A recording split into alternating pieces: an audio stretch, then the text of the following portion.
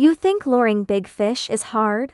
The real challenge will surprise you. Hey folks! Welcome back to the channel, it's Sam Lee, your fishing buddy. Now let me ask you this. What do you think is the hardest part of catching big fish in the wild? Most people say it's luring them in, right? Well, not exactly. Today I'm gonna break down what really makes catching big fish so tough, and it's not what most anglers think. Part 1. Attracting fish isn't the hardest part. A lot of anglers put all their focus on attracting fish. They'll spend hours mixing secret baits, testing fancy chum, and chasing the perfect fish magnet. But here's the thing, attracting fish isn't that hard if you pick a good spot. If big fish actually live there, simple baits like corn or wheat work great. Those grains release a natural scent underwater that draws fish in fast, and they last longer than most store-bought mixes.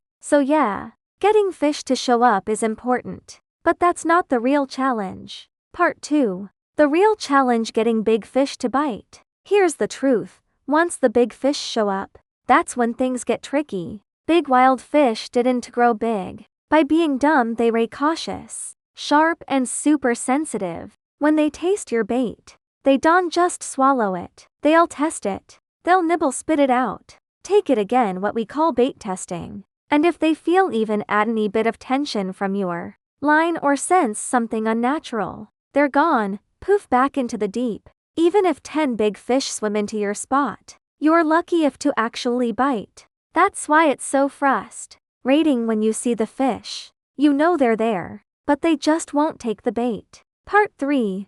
The secret: finesse over force. So how do you get a big fish to commit? It's all about finesse. A lot of anglers think, I'm going for big fish, so I need heavy line and big hooks. But nope, that can actually scare them away. Go lighter. Use smaller hooks and finer line. Yes, it's riskier, the line could snap if the fish runs hard. But here's how to balance it out. Use a softer rod. It absorbs the shock when the fish strikes. Attach a safety rope or hand strap. That way, if the fish pulls too hard, you can release pressure without losing control. Stay calm while fighting the fish. Don't delay tug of war, let your rod and drag do the work. This way you'll keep your setup subtle enough to fool the fish, but strong enough to land it once it bites. Part 4.